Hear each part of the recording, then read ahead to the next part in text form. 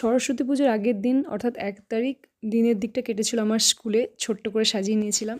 সন্ধ্যেতে গেছিলাম আমাদের নাচের স্কুল টিডিএ, দেখলাম ঠাকুর চলে এসছে, সাজানো হয়ে গেছে। আর এই যে পরের দিন অর্থাৎ 2 তারিখ গিয়ে দেখি সবাই একদম রেডি, এখানে ফল টল কাটা হয়ে গেছে।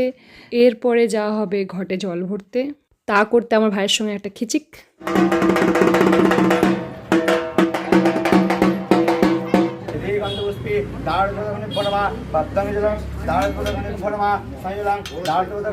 তমসা ডান্স একাডেমির পুজো প্রতিবারে সমু করে, অর্থাৎ দীপরঞ্জন অধিকারী আমাদের সঙ্গে নাচ করে, আমাদেরকে নাচ শেখায়। তো খুবই গুণী মানুষ, তো খুব ভালোভাবে পুজো করে, পুজোটা দেখতে খুব ভালো লাগে। আর এই যে প্রসাদ ফুল একটু কাছ থেকে নিয়ে নিয়েছিলাম, দেখুন কি সুন্দর লাগছে না?